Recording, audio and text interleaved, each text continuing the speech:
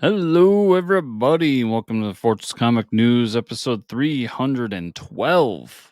I am one of your hosts, Chris, alongside my co-host here, Mike. What's going on, Mike? It's been a while. Hey, yeah, it's been a while. You took a nice little vacation. Got to see the sunny weather Yeah. down in Florida, and now you're back. You went to MegaCon. Went to MegaCon, went Yeah. to Kennedy Space Center, Oh yeah, that's right. You did that. hung around with Gators who were in heat the whole time. Wow, great. Yeah, I don't know if did that's Florida stuff. dangerous. Did you eat gator nuggets? I did. I also had Nice. a Gator taco, and I That's can interesting. confirm to everybody out there that it tastes like chicken. Yeah, still don't look at a gator and go, "Wow, I should probably get that on a taco." I mean, we eat fish tacos. Oh, They're that's kind of true. like fish. Yeah, they're like snakes, amphibians, I mean, they're water and land, dinosaurs. Let's just be dinosaurs. real. They're really dinosaurs. Water lizards. Yeah, so we do have an interview today, everybody. The Bags brothers are here from Expired issue 2 on Kickstarter now. Book we're Just both backing. yeah, I think I did. I'm going to, or I did already. I remember I saw it went up a couple days ago or maybe a week ago, but yeah, it's up there now, so we're chatting with them. Chris and I got a lot of shit to talk about. Yeah, busy show. So, yeah. Busy. So you went to MegaCon, right? I did indeed. And good time. Yeah, I mean, long day. Yeah, those con days are long, man. Yeah, I was on my feet for 10 hours straight. Concrete floor. Yep. Pretty nice convention center. Orlando's a really nice city. Mm-hmm. Talked to a bunch of creators, bought some stuff. Got an original page from Granite State Punk. Everybody who's on the video can see. Very cool. Nice detail. Yeah, I love it. Got to talk to the artist, so hopefully we'll be talking to him soon. Yeah, networked. Yep. We got some interviews coming up next couple months because of that nice. con, so I think it was successful. And then, yeah, had a great dinner with a bunch of creators, including Gibb and Hedrick and others that we all just sat around bullshit, had some beers and pizza and good times. Sounds awesome.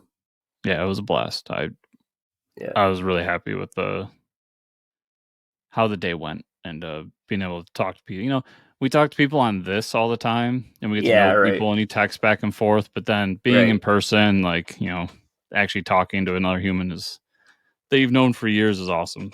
Yeah, that's always fun. Yeah, it has been years. Shit, man. Yep. Yeah. I think we're just gonna jump in with it. We both saw Dungeons and Dragons, folks. It's been a week now. I know Chris and I saw it over our weekend breaks. I personally think it's like a 9 out of 10 for me. Had a lot of fun. It's probably one of the most fun I've had at a movie in a long time. Going into something that's, not like a superhero film, a horror film. It's something that's like, Dungeons and Dragons, they can't mess this up again. But I went with some people that are actually part of our D&D group, because Chris and I are in a D&D group right now. Mm-hmm. I went with some people that don't play D&D. They all received it well. They loved it. The jokes hit. I like how it went away from some of those tropes of like, the two main, like, male and female are more like, their friendship, rather than like, oh, they fell in love with each other. And the nobody ever thinks of a hidden or a secret Bradley Cooper showing up as a halfling, but that was an amazing scene. Uncredited too. Yeah, uncredited. Also, the fact that like that scene went from being the most ridiculous, hilarious, like, intro to a scene, and then like coming out of it with the most like heartfelt moment between like two lovers who have like gone their separate paths and like having that resolve. I was like, what the hell just happened? Like, that whole scene was just, it's like a roller coaster of emotions. Yeah. And I mean, and if you are a D&D fan, the amount of Easter eggs there is just phenomenal. Yeah, It's amazing. I'll say I'm a little bit lower than you are, but I Yeah. liked it. Hmm. I think I was like at a 6 or 7 out of 10. I watched it with my father who hated it, so Oh I'll give wow. that side. Like Okay. he did Wow. not like it at all. Really? For me though, it's I want to see more. Like I hope either they do another D&D movie with another cast, or Yeah. preferably they bring this cast back for another adventure. Because what I liked about it is it was a D&D adventure. Like not only did it have all the Easter eggs and the creatures that we know and love from Dungeons and Dragons, Yeah. owl bears and whatnot, but like throughout the movie, like they come together for the mission. Yeah. They have the quest. They meet a side character who helps them along on a Yeah. portion of the quest. He Like an leaves. overpowered side character. Yeah. Yeah. He Yeah. leaves and then like they continue their quest and then they have to defeat the villain. Like it actually follows the rules of what a Yeah. campaign would be. They find an overpowered weapon and they have a ridiculous plan how to use it to like portal themselves.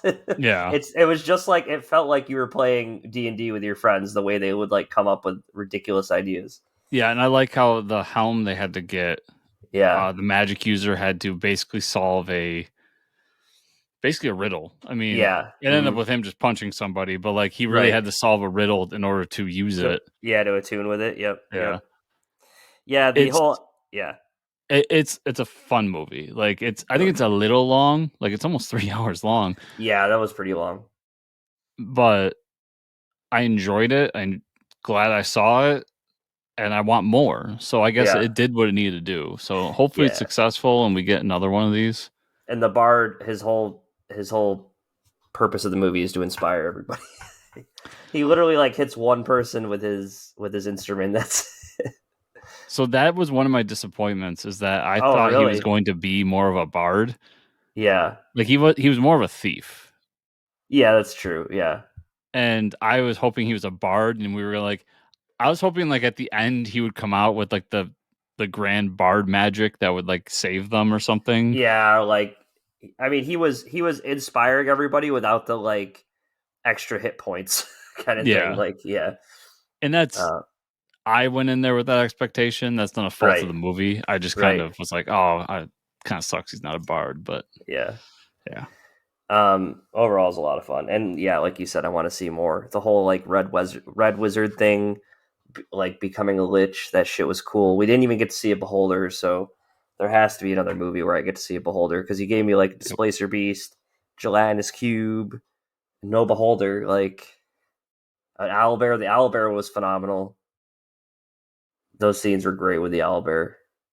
A lot of The fun. gelatinous cube did it for me. Like when Yeah. that popped up, I was so Yeah. happy. Yeah, the way they use it, they're like, well, if it only hurts us like after one turn, we could survive. Did you also notice? This was actually pointed out to me because I had never seen this cartoon. But did you notice that the cartoon characters were in the movie too? Oh, the ones, yeah, they're in the labyrinth, right? Yeah, the other Yes. team in the labyrinth was the Yeah, with same like the characters. green, yeah, they all had the same outfits. Yeah, I didn't Mhm. realize that. That was so cool. And then the last thing was like that whole, we talked about the overpowered NPC character. Like he shows up and they can't even have any deeper conversation with him, like it is a DM running the character, because he didn't get any of their like weird figures of speech or anything like that. He was solely there just to like answer their questions about the quest and move Yeah, on. Walk away in a straight line. Yeah, so that was pretty awesome. Yeah, yeah, overall I really liked it. yeah. I recommend people go out and see it. And then I did watch the new Jurassic Park and I thought it was hot trash. So I was very upset with that movie. Is that on like streaming somewhere now? Yeah, it's for free on Amazon Prime. Oh, Long movie. Oof. It was a rough one. That's all I'll say. I don't even want to talk about it any more than that. I was gonna go see Super Mario last night, but Uh, I got drunk and started a fire instead. hey, you gotta do what you gotta do. Yeah, well, that's all. If there's nice weather for it, come on. Yeah, I have so much brush in the backyard, and I Hmm. was just like cleaning up brush, and I was like, you know what? I got this bottle of mead. I'm gonna Yep, drink it, and I'm gonna set the shit on fire. That's what I did.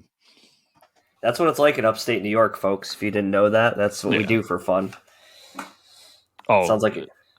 Yeah. growing up, that was like the thing. Like everybody gets Yeah. around the fire and we just sit around and Yep. talk with a beer. Yep. Like, With a beer. That's it. That sums up upstate New York. All right, we'll get into some TV stuff. Flash facts. Pat's flash facts. ooh. Episode 8 out of 13. Chris, I bet you didn't realize this. The show is going to open up in Star Labs in the year 2123. Someone is trying to steal something from the weapons vault. Cut back to 2023. Barry's having Star Labs inspected by the Department of Energy to make sure it's up to code.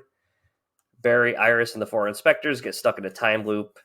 Barry realizes someone's stolen a time magnet from the future, and he suspects one of the inspectors. Since time is broken, weird stuff happens. Everyone's clothes are changing. The grandfather clock from Stranger Things shows up. One of the inspectors turns into the statue of David. This is just crazy. This is like turning into Doctor Who now.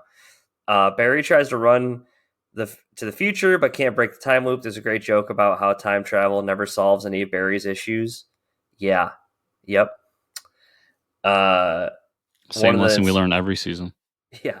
One of the inspectors is revealed to be Lady Kronos. Lady Kronos tries to use her time machine to go back in the future. Wow, but the battery's dead. Barry agrees to charge the time machine as long as she promised to return the magnet. Star Labs passes the inspection. There's a 3-week break until the next episode. What the hell? What? Yeah. Well, I don't know what's going on with this season. This is wild. You give me another filler episode, and now you're going to make everybody wait a month for another episode. That's insane. Yeah, okay. All right. Now, I don't know why you would do 3 weeks in between episode. Like, yeah, it's crazy. I don't understand why they take breaks at all. Like, this should be filmed or mostly filmed by the time they're airing. Like, just air it and get it out. Like, just get it over with. Mandalorian episode 5 and 6. I'm behind, but I hear something about Jack Black and Lizzo. Yeah, so episode 5 was all about the New Republic, and then the ladies' man from SNL shows up, and that's when basically the Mandalorian. So then the guy from the New Republic goes to the Mandalorian, says, "Oh, I left out the part where the pirates from like the first or second episode appear and start attacking that town." Okay. So the Mandalorians go to help them out, and in exchange, they basically get a plot of land on that settlement that they can live on and be like open now. And that's also when that's all over and they get their shit, Bo-Katan is then sent on a mission by the Forge lady to like bring all of the Mandalorians together because she thinks that they should go back to Mandalore now that they know that Mandalore is habitable and it's not poisonous.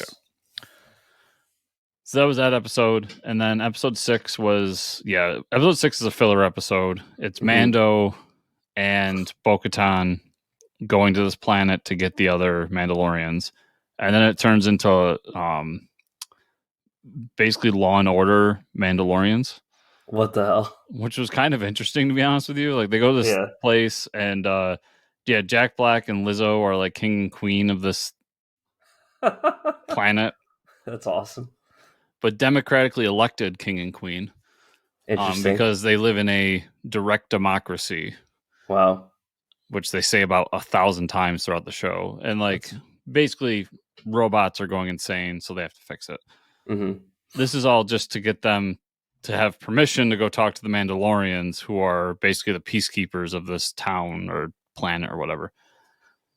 And Bo-Katan gets the Darksaber back and leads the Mandalorians now.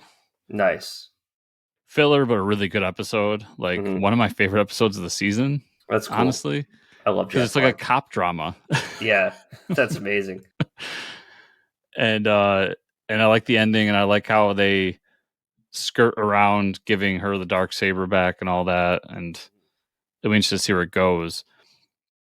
What I like about this is I went into this season with like expectations of like, this is what we're doing, like we're gonna get to Mandalore and this, and that right away was thrown out the door, and now like we're going a completely different direction than I expected. So I'm really enjoying the season altogether.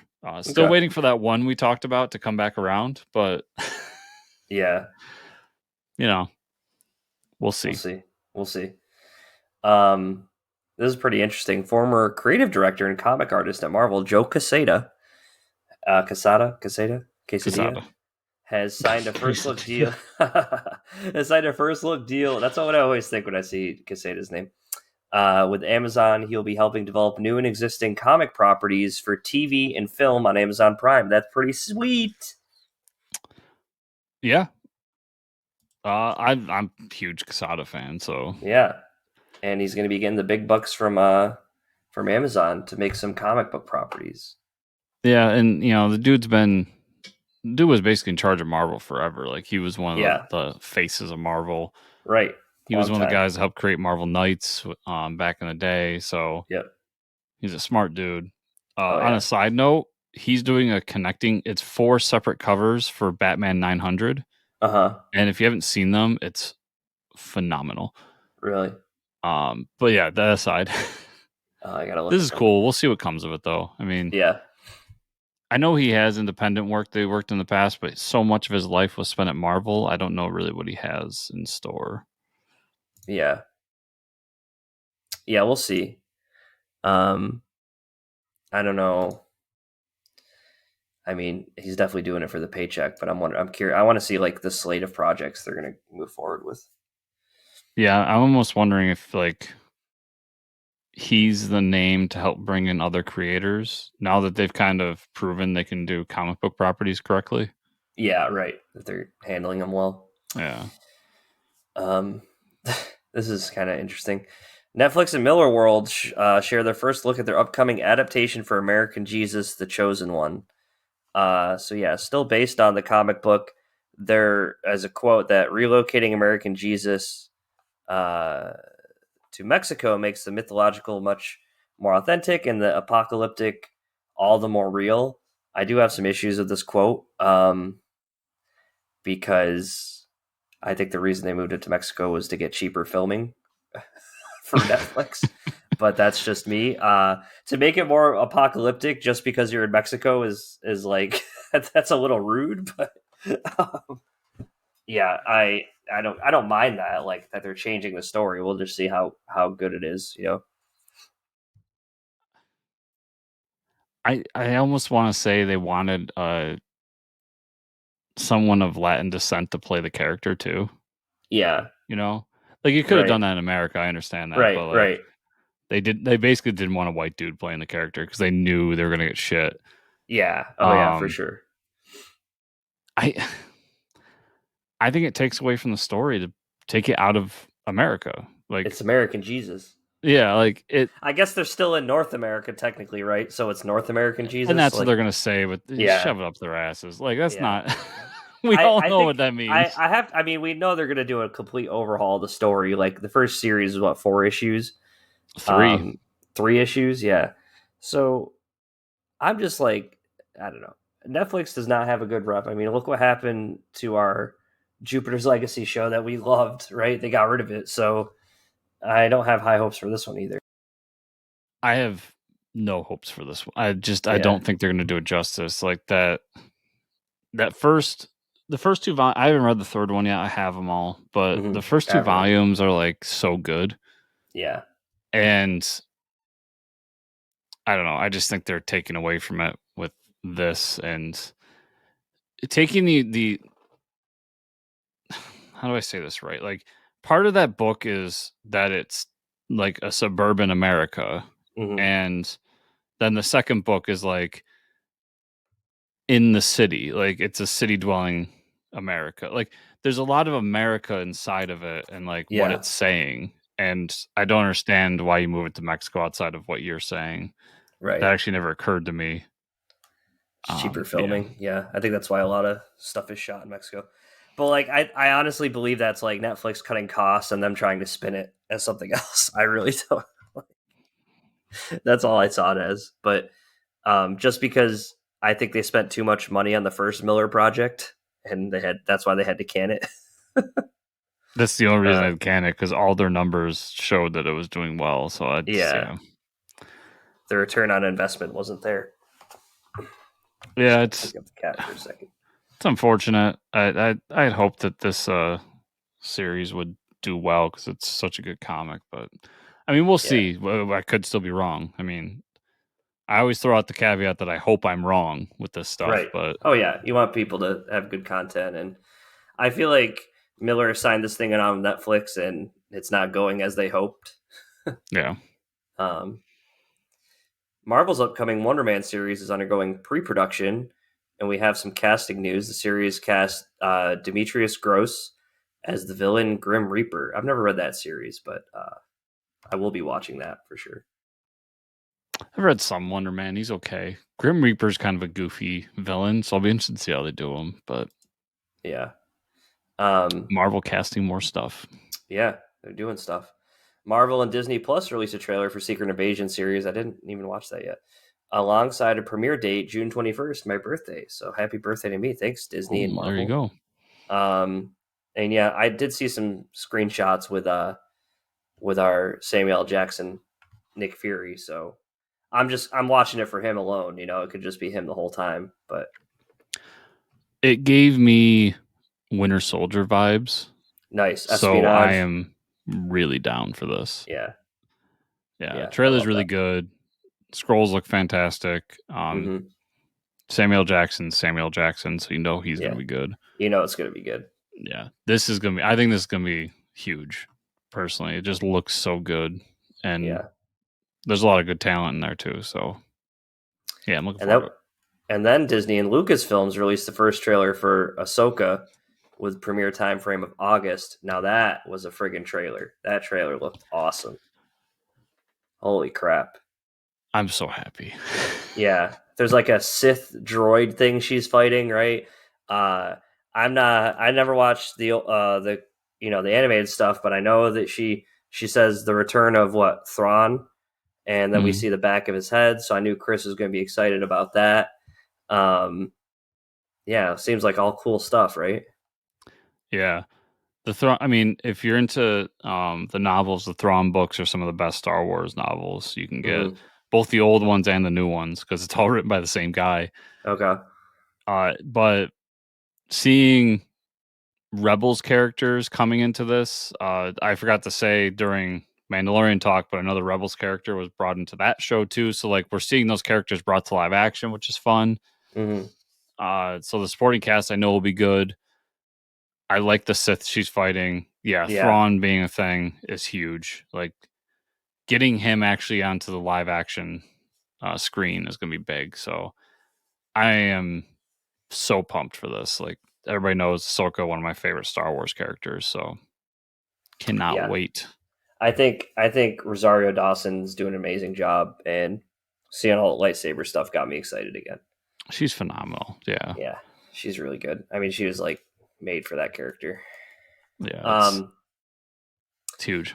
yeah, and we got more Lucasfilms Star Wars stuff from the Disney Celebration. They announced 3 new Star Wars movies that are under production.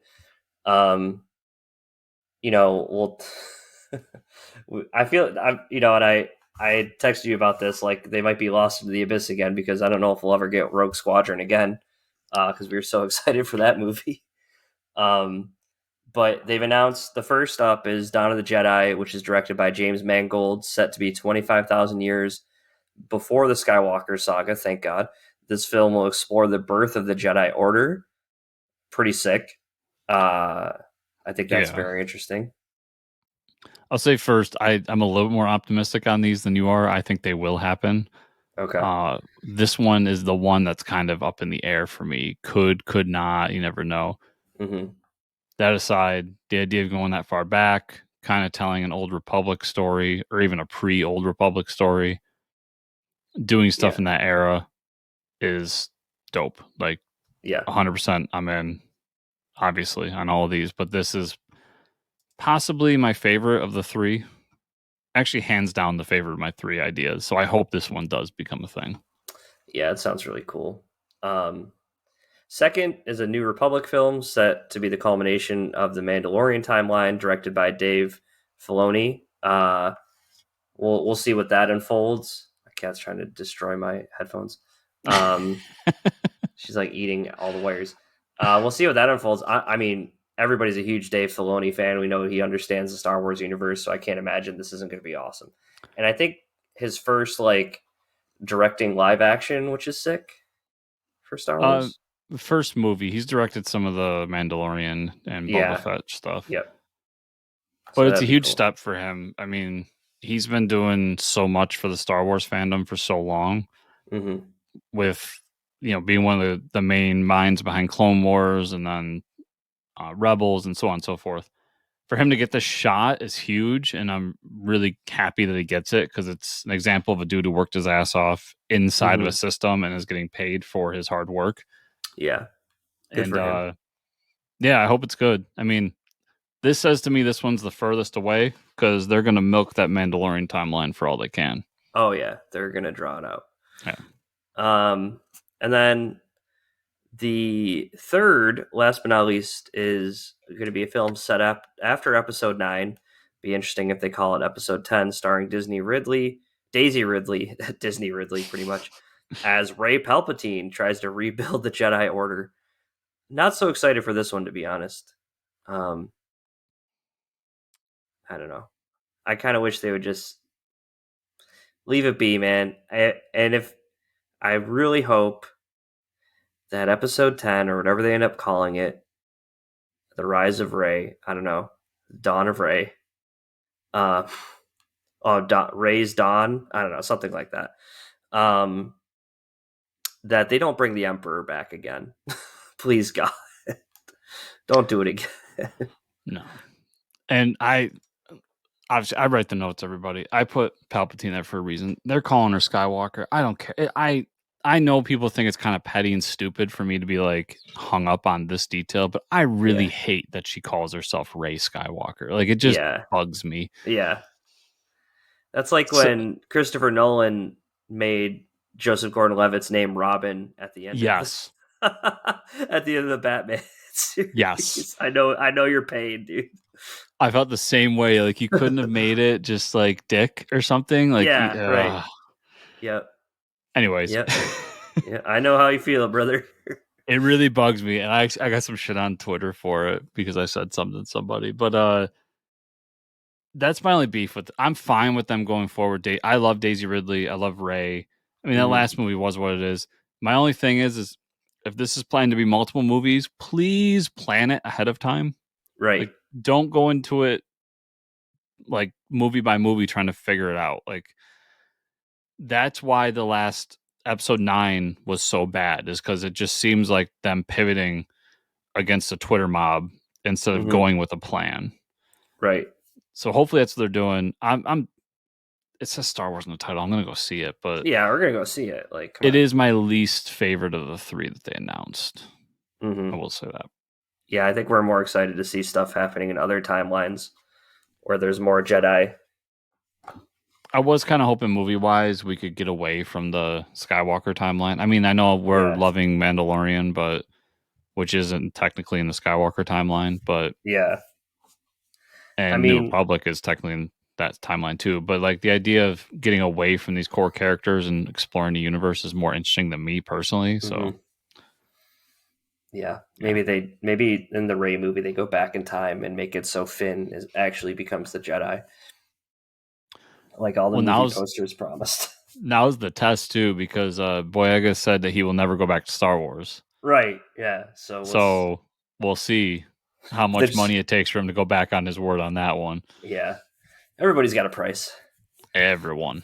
Uh MCU fans online have uncovered that as part of the Captain America 4 New World Order, there are storylines being added from the Incredible Hulk movie back from phase 1 of the MCU. Harrison Ford's character Thunderbolt Ross looks to be transforming into the Red Hulk, and Liv Tyler was caught on set assumed to be playing Betty Ross for the first time since Edward Norton led Hulk film. Wow, that's a throwback, huh? Yeah, it's been a while since we've seen her in the MCU. Yeah. Yeah, that's kind of crazy. It's funny that the way those like contracts work, they still can't do a Hulk movie. Yeah, right. So they're just like, oh, we got this Captain America movie. Yeah. fuck it, just make it like a stealth Hulk movie. Yeah, just bring some Hulk characters back. You'll be fine. But That's fun. Liv Tyler was fine as Betty Ross. Like I Yeah, had no issue with her. It was yeah, just right.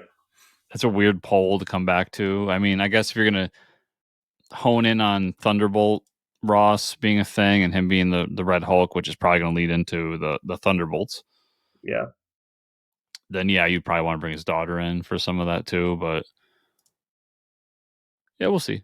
it's. I mean, it's crazy they're having Harrison Ford start this in his 70s.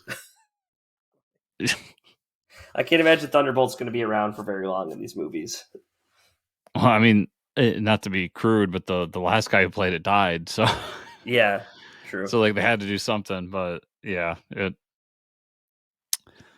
we'll see. I'm still Ant-Man was the last MCU movie. I think the MCU movies have trended up recently. Hmm.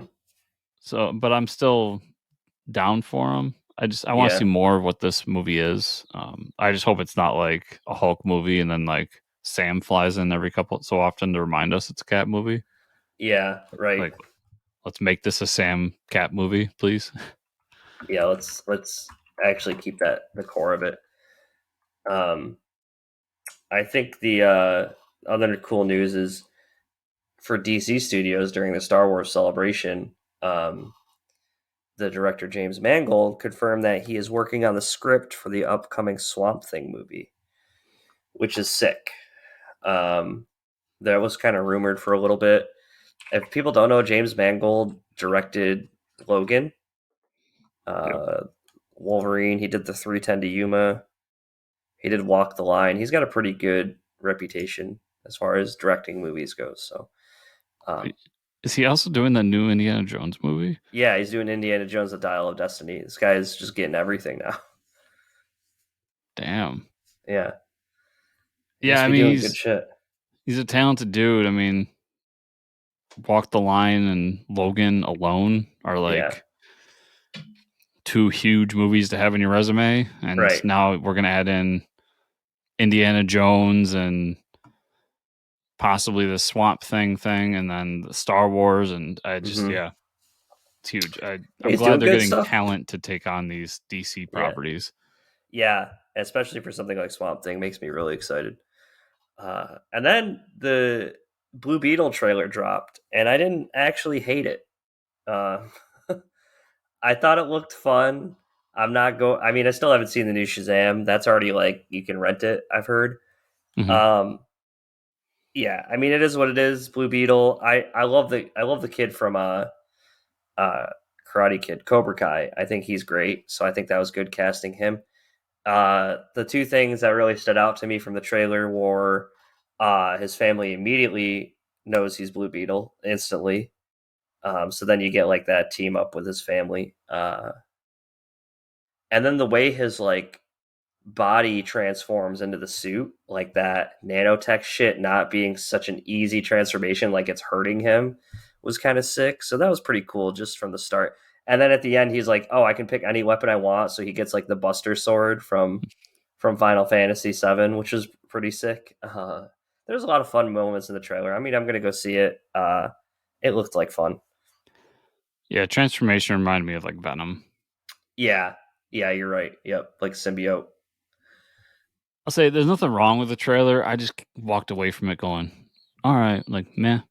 Yeah, It right. just didn't get me excited. It didn't. There's nothing there that was like, oh, I cannot wait to see this. And part of that might be that I'm not a Blue Beetle fan. Part of that might Yeah, be that I'm kind of done with DC movies until the reboot happens. until Flash comes out in June. Yeah, we'll see. We'll see after that.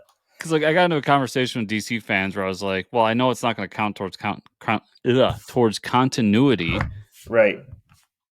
I know like that shouldn't matter or anything, but I'm like, so this is a one and done movie, and they're all like, well, James Gunn said this. I'm like, until it fails, like Yeah. Right. James Gunn's going to say, yeah, it's part of continuity because he doesn't want his studio to have a failure, like a Yep. big flop on their hands Yep. ahead of his new thing. But if it doesn't perform, like we're done. If It's it getting doesn't do, axed. yeah, Yeah. like that's why No like doubt. even the Aquaman movie, I'm kind of like, oh, I'm just waiting for Flash at this point. Like I'll see Right. these Well. movies eventually, but Flash is the one I'm actually like Yeah. excited for. That's gonna get things moving. Hopefully. And I'll say to everyone out there, the Batman line, like it's obviously selective edited, just to get you pissed off on Twitter. So just let it Yeah. go. Like Oh yeah. They wanted people. They wanted a reason to people to talk about the movie, right? it's so obvious it's selectively edited. Like as I'm sure when we see that movie, it'll either not be there or be there. And if it's Yeah. there, it'll be as like a joke or something. Like George Yeah. Lopez will say it and then be like, huh, just kidding. Yeah.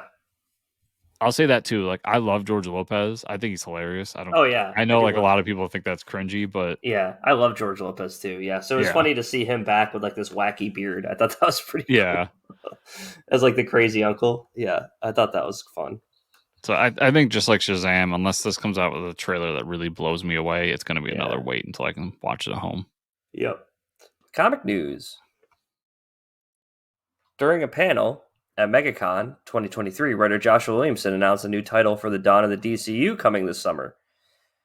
The title is Batman and Robin, which will feature both Bruce and Damian Wayne after the events of Batman vs. Robin. The series will be written by Joshua Williamson with art by Simone DeMeo. Yeah, so more Batman Robin stuff. Yeah, another Batman book. Shocking. I mean, I think I like this more than the Batman versus Robin. Um, I don't like them pitted against each other, but we'll see.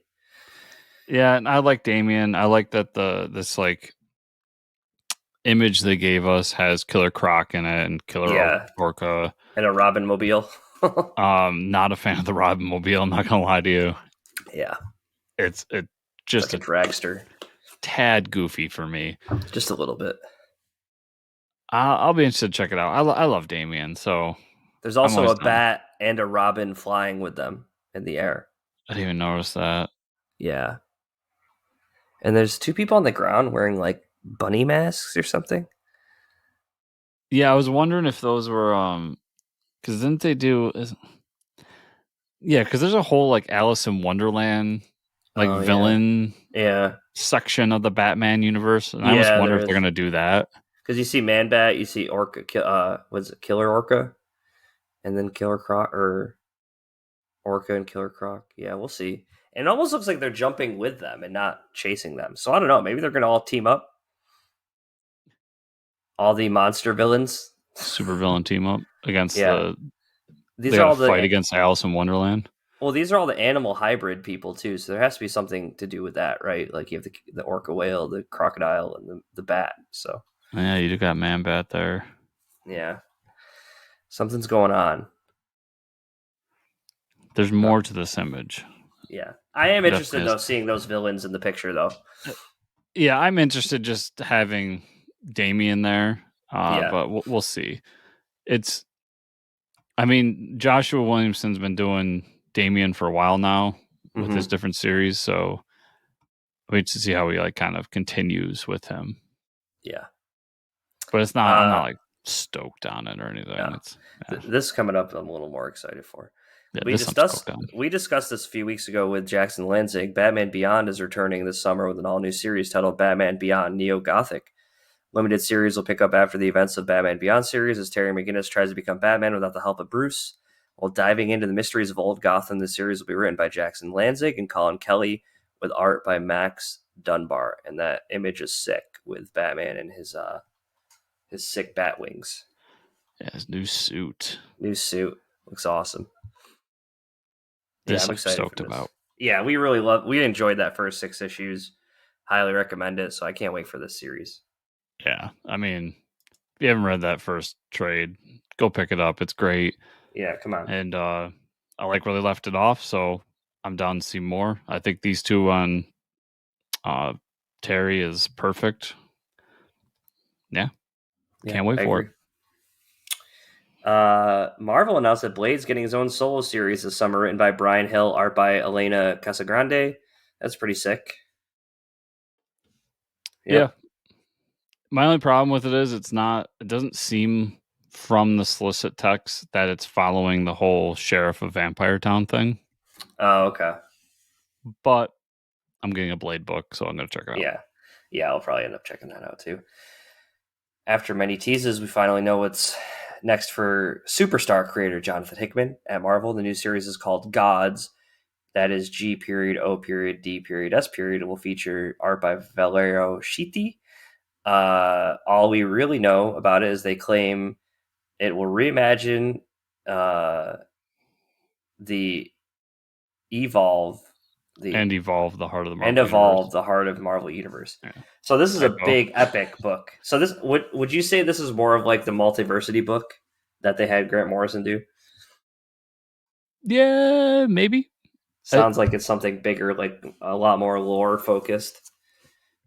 yeah, I mean, I'm gonna pick it up because it's Hickman, Yeah. and I think that's what they're counting on because they don't talk much about it. And like what they did show, because they did a like a trailer for it, Uh huh. they show the new character they're introducing, and it's like to push your new book.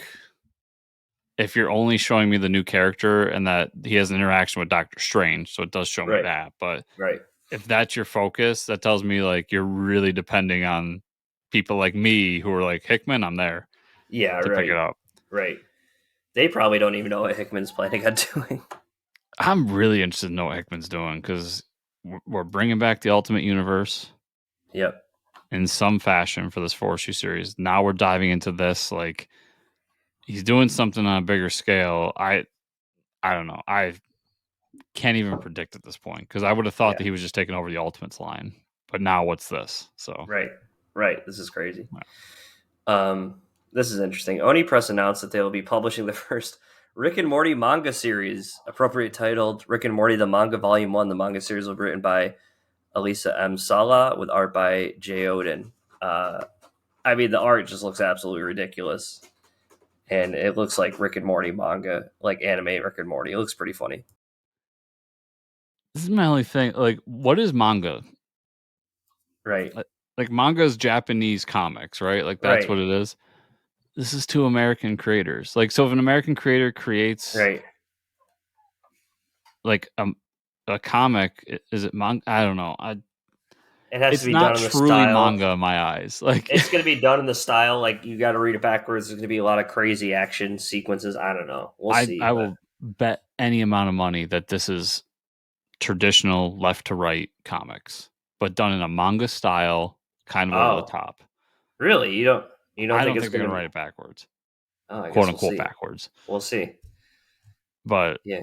yeah, I'm just when I read this, that's all I could think about. Like I started going through this philosophical thing in my head, like what is manga? Because if Right. two Americans are creating something of that style, is it manga or manga inspired? Like what is it? And Yeah. maybe I think too much about this shit, but I guess we'll see. yeah. Yeah. I'm sure people are going to be buying this either way with Rick and Morty on the title. I mean, I'll be picking it up, but Yeah. Yeah, for sure. Uh, and now we're gonna end the show before we talk about what we read on some sad news. A couple people left recently. Longtime comic artist Mike Macklin passed away this week. Mike's best known for his work at DC Comics, stuff like All Star Squadron, Infinity Incorporated. Worked on titles as Marvel as with Marvel as well. Um, yeah, very sad to hear that he had passed. And as well as, and we were so lucky that we got to talk to her later in 2022.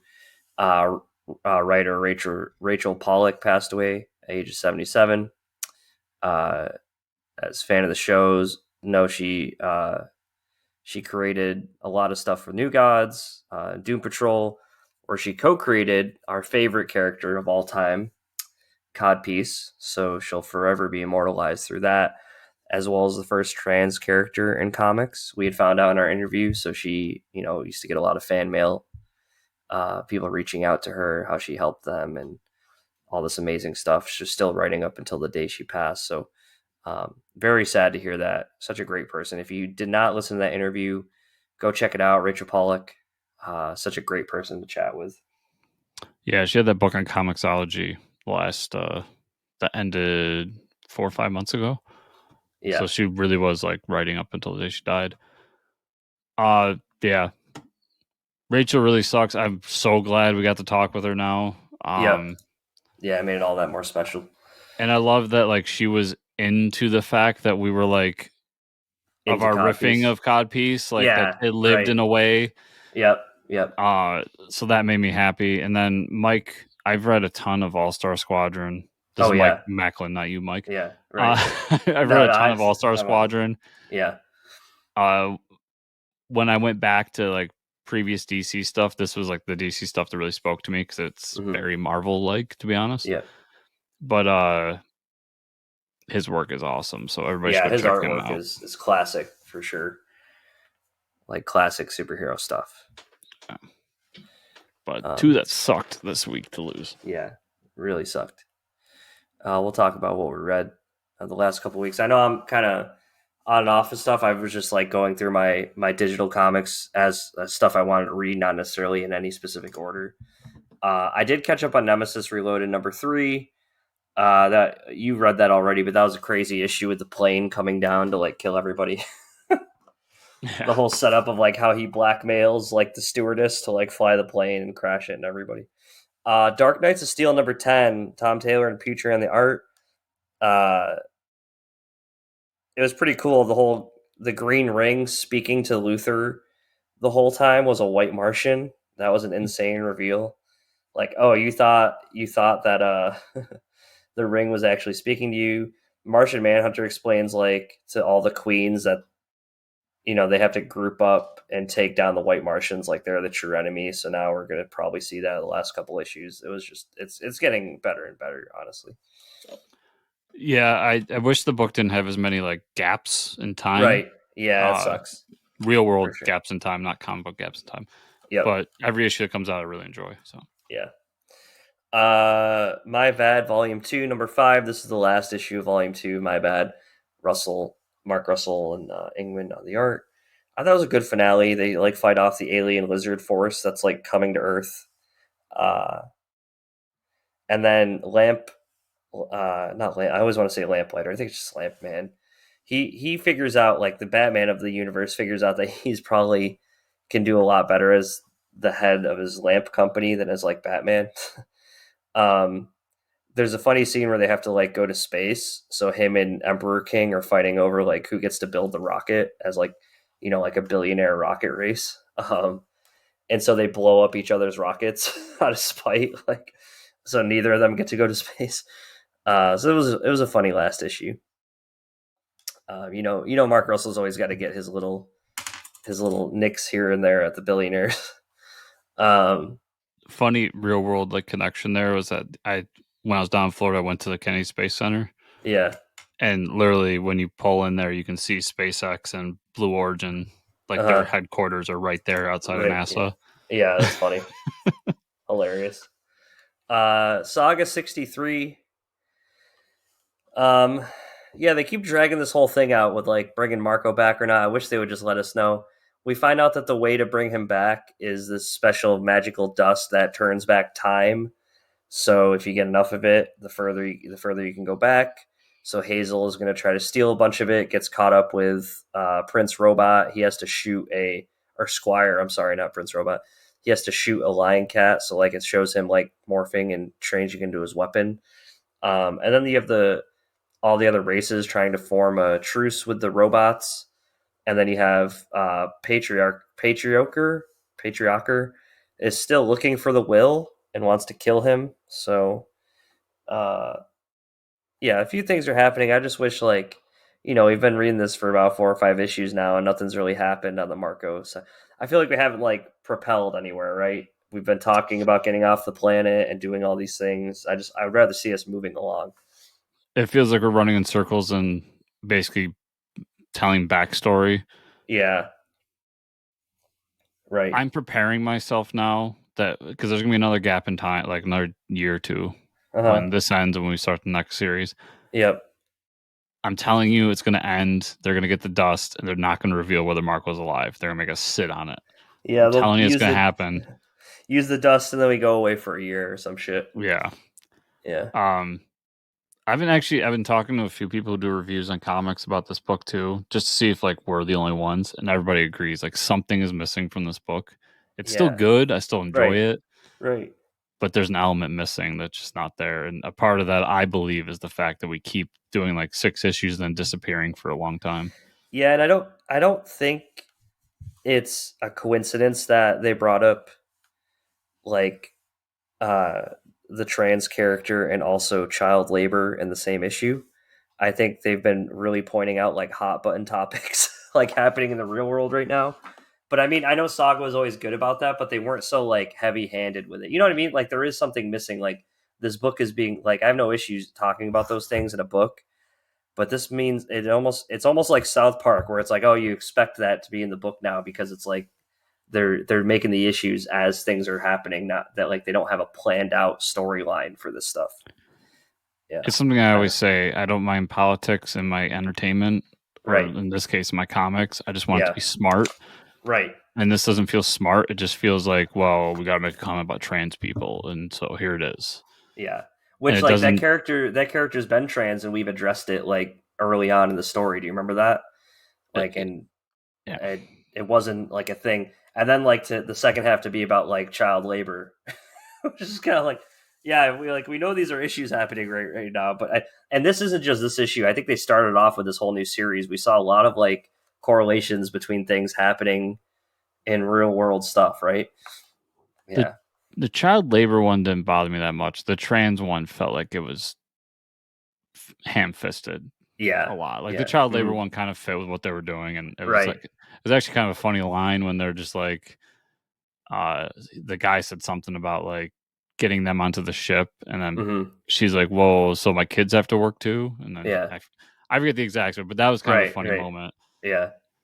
The trans Yeah. one did felt like at the last second, like we gotta say something. We gotta remind everybody there's a trans character here, and I'm just like, I not that I don't care about representation, all that. It's just Right. like we did this. Now, can we treat the character like a character? Like, Right. Because Patriarch is like a really badass fucking character, right? yeah, And has been menacing, and then like to like go back and have to do that all over again. Um, yeah, like you said, there's something missing for sure, and we're gonna no. foolishly keep reading it while we look for what's missing. I mean, it's something's missing, but it's still really good. Like Yeah, it's still not. It's like something's missing, but it's still not the worst comic I've read. You it know what I just mean? it went from being hands down the best thing coming out every Yeah. month Right. to like, I don't know, in the top 20. Yeah, I agree. I agree with that statement. Yeah. And the last book I got to, I read some other. I'll tell everybody, I read some Junji Ito stuff. Super pumped because Volume 6 of Kaiju #8 came out. That was a fantastic volume. I'm actually physically purchasing the manga. Love that shit. Um, Batman 134. Uh, you know what I'm going to say about this book? What are you gonna say? Who'd the villain end up being, Chris? Oh yeah, yeah. But we knew that. Yeah, I know. It's funny. So we know that Batman's in this other multiverse. I did like the reveal and like the whole take on it. I think this is the way. If you're going to bring Joker into my Batman story, Chip Zdarsky did this a good way. He brings it in as like another multiverse, a real multiverse version of Joker rather than the lazy three Jokers version. Cough, cough. Yep. Where this is a version of Joker who has seen the multiverse. He's all knowing, but he's not insane because he hasn't like escalated. He talks about how like the Joker that he's seen escalates his like to achieve that higher mind or higher brain thinking he needs to go insane, which is kind of interesting. So he Okay. like wants to transform himself into Joker. Pretty cool reveal, I would say. I thought, because the thing that I didn't like in the Yeah. issue was that the character that had to hold Batman back was Ghostmaker. Like, Yeah. Yeah, that too. So like but they what Ghostmaker, but they also came up with a cooler name for Ghostmaker. They referred to him as Ghostbreaker. And I yes, was like, that's a way cooler name. You should just stick with that name. Yeah, that was the whole weird fight happening. And then there was the whole interaction with like Superman, where you know people think Batman is otherworldly, so he like scares Superman away, which is kind of funny. Uh, and I then love that Superman moment. I loved it. yeah, that was Yeah. awesome. He was like, "Wait a second, they don't know I'm Bruce Wayne." I really did like the B side story too, where you have Tim Drake Robin, he finally gets Toyman to send him to the Earth, and he stops and sees his like parents or his mom who has passed away before he goes to find Batman, which is a really touching moment. And then the last page is like him traveling through the multiverse to find Batman. We get to see all the Batman of like you get to see the Red Sun Earth with the like undercover Russian Batman. You get to see the vampire Batman. So that was really cool. It's funny that like I actually enjoy both the A and the B stories, which hasn't been the case for a long time on Batman. So Yeah. And I just want to point out Dark Knight Returns cover is in there. oh yeah, And the one in the bottom right corner is the Bat manga. yeah, true, It's phenomenal. yep. You actually left out I know it's done like 1,000 times, but I love it Mm-hmm. whenever they do it. The first 2 pages are like Batman fighting, oh man, it's such like a Z-list villain. I forget who it is now. Anyways, Killer Moth.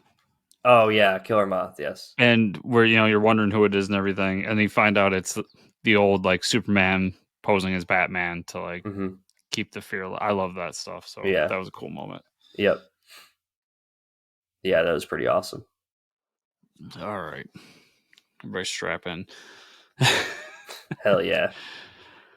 So I'll run through last week's real quick. Action Comics 1053, really good issue with kind of explaining the difference between Luthor in this and Luthor and Superman in this, and Mm-hmm. kind of giving that like moment to show like why they're a little different in their motivations.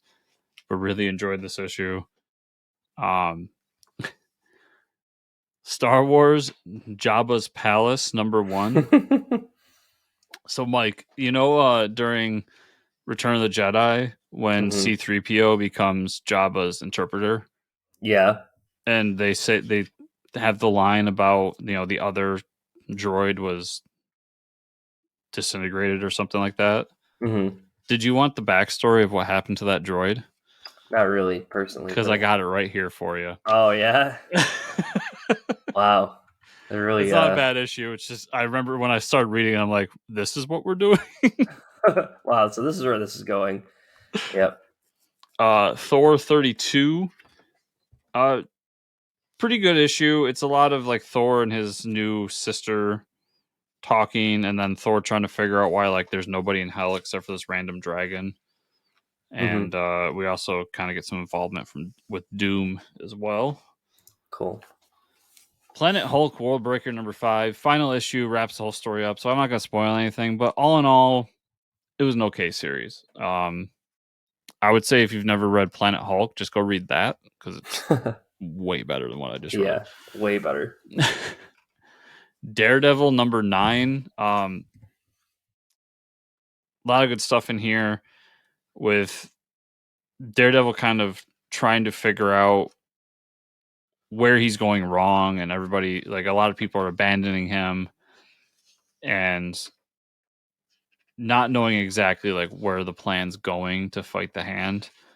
And right at the end, they get attacked, and then they end up finding out that the Avengers are coming for both Daredevils. So that was an Mm, interesting reveal. And Waller versus Wildstorm #1. Okay, first issue. I think I'm going to continue with it though.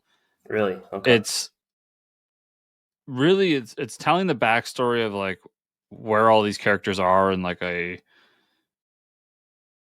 right near the end of the Cold War. We're talking like 89, Mm-hmm. 89, 90, maybe before that.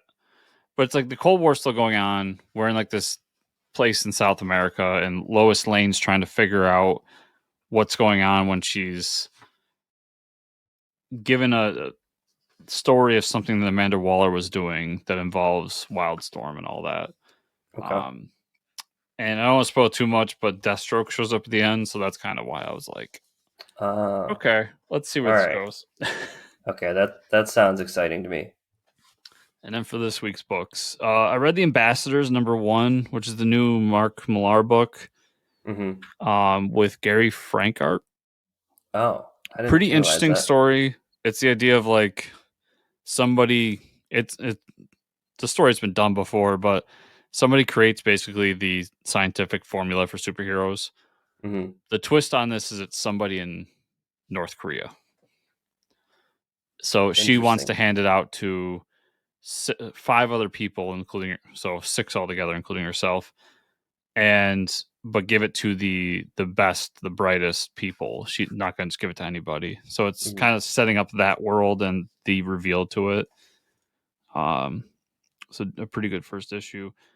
Unstoppable Doom Patrol #1 was another pretty good first issue. Mm. A lot of wackiness. Apparently, the Doom Patrol is kind of, because of what happened during Lazarus Planet. There's all these people that have the superpowers that they were latent or were born with. Think mutants. I mean, that's what Doom Patrol's always been, is the X-Men. Yeah. Right. And now, instead of letting the superheroes go around and take care of them, they're going around and trying to convince these people to come back to the mansion with them so that they can help them. Mm-hmm. And in this issue, the first place they go is to Gotham. So they meet up with Batman, have an argument with him and everything. Cool. The new hero, Beast Girl, is kind of, I don't know, she was kind of lame, to be honest. That sucks. But the person they were fighting was pretty cool, and it's Chris Burnham art. So Yeah. it's a 6-issue series. I'll probably continue it just to see where it goes. Okay. Now we can dig a little deeper. Let's go. Adventures of Superman, John Kent, #2. That's on my list. I won't spoil the end for you, but He fights Ultraman, right? I it's hope. a That's what I was promised. yeah, it's a big fight with Ultraman. That's this whole issue is. Yeah, and it's made very, very clear that they met Ultraman in the Injustice universe. So Oh, I think cool. you'll be shocked by the ending. I hope so. Really good issue, though. Outside of 3 pages of them saying goodbye as they go across the multiverse, that I could do without. Why do they do this to us? I did like, though, Lois has a line to John's boyfriend. Yeah, I I think think it's supposed to so. be his boyfriend. I wasn't sure if they were doing some gender thing with him because I didn't read the other Superman stuff. I think it's his boyfriend. Yeah. Okay. Lois has a line where, like, he's like, what do you do to not worry about it? And she gives this whole thing, and she goes, if you really want to make sure that he comes back to you, make him promise you he'll be back, because Superman never breaks a promise, which was a cool line. That's funny. Cosmic Ghost Rider #2. Yeah, a bunch of bounty hunters are coming for Cosmic Ghost Rider. Nice. It's a pretty good issue, but listen, we're 2 issues in, and it took until the final 2 pages. Yeah, 2 to 4 pages to finally get Cosmic Ghost Rider. That's unfortunate. But basically, I mean, there's another Cosmic Ghost Rider out there, and we're still trying to figure out what's going on with that. And we have all these bounty hunters attacking Frank. And yeah. So this issue is a lot of like Frank fighting and then trying to figure out what's going on. Mm-hmm. Captain America Sentinel Liberty #11 is basically setting up Cold War and ending this fight with MODOK. So they defeat MODOK. Spoilers. They fight one of the other people in the game that Bucky's a part of. And there's kind of a back and forth with Bucky and Steve that basically sets up what the next week's issue for Cold War is going to be. And then we go back to Steve's home where he basically tells Sharon that he wants her to move in. And then as they're like all happy and having a good time, Ian shows up. Steve's son from Dimension X. Interesting. So a lot of good threads. They're going to go into this event coming up. Really good issue. Really enjoyed it. Unicorn Vampire Hunter #1. This is about a unicorn who fights vampires. Amazing. There's these 2 kids. They're like part of a kingdom. One becomes a sorcerer. One's jealous, and he gets tricked by a witch to become a unicorn. So he decides to like live in this land that the sorcerer lives on and protect him from evil. And by doing so, he finds himself in like the midst of a bunch of vampires. Interesting. Really cool book, a lot of fun art, and it's very satisfying to watch a unicorn impale vampires in the chest. Something I never thought I wanted, but there it is. Yeah, that's awesome. And of course, Mike, Planet of the Apes #1. Yeah, let's hear about that. So this is it's all setup of what they're doing. So they go back to the newest movie. I'm going to talk about the newest movies here because this is where it's all set. It goes back to that first movie with James Franco and shows like how everything happened. Kind of gives you a backstory of like these are the major plot points of those first couple of movies and them kind of uprising, what's happening to people, and so on and so forth. And then we finally get into our main character who is part of this UN Security Council, like not council, security force that's transporting these apes. And she's doing it because she's being told that there's something in their DNA that they can use for a vaccine to help the humans against the virus. And she's also telling the apes, like, I'm not going to let anybody hurt you. I'm not here to hurt you, and all this stuff. And we find out that the apes kind of don't believe her, that they have some plan that they're going with as well. And kind of the side, we see this terrorist organization that's like a pro-human, like their idea is that they should just wipe out the apes. And you see little snippets of them showing up in different places around the world. That was a really good first issue. If you're not a big Apes fan, I don't think it's going to be a book you're going to want to read. But for me, it was really good, and I look forward to the next. And then I read some manga this week too. So I read Rooster Fighter 2 and 3. Awesome stuff. Everybody should be reading Rooster Fighter. Yeah, I gotta read that. And I picked up One Punch Man Volume 1. And pretty good. I like what they're doing, kind of poking fun at. It seems like poking fun of a mix of Dragon Ball Z and like superhero stuff. Where he's basically Goku, the most powerful being ever, but like there's nothing that can challenge him. Yep. And then also poking fun at kind of the Batman and Robin dynamic, where this kid wants to become his ward, essentially. Yeah, and the kid has like a super depressing backstory about becoming a cyborg. Yeah, I love that you're just getting into it because it's so good. Yeah, so I got volume 2 over there along with the book you were reading, Kaiju number 8. Kaiju number 8, nice. Yeah, so those will be next on my list. Cool, man. Those are really good mangas everybody should check out too. Yeah. So, Mike, I think that's everything this week. Where could people find you on the internet? You can find me at Fortress Ricker on Twitter. Where can they find you and or the show? You can find me at Fortress Chris on all social media. And you can find the show at Fortress Comics _ also at Fortress Comics, fortressofcomicnews.com. Remember, everybody, if you want to support the show, ways you can do it are to like, subscribe, share, comment down below on the YouTube version of the show, and to give us reviews on the podcast version, whether that's on Apple iTunes, Spotify, whatever you use. And also at Patreon at patreon.com/fortresscomics. So thank you all so much for listening and or watching this week. And we'll see you all here next week.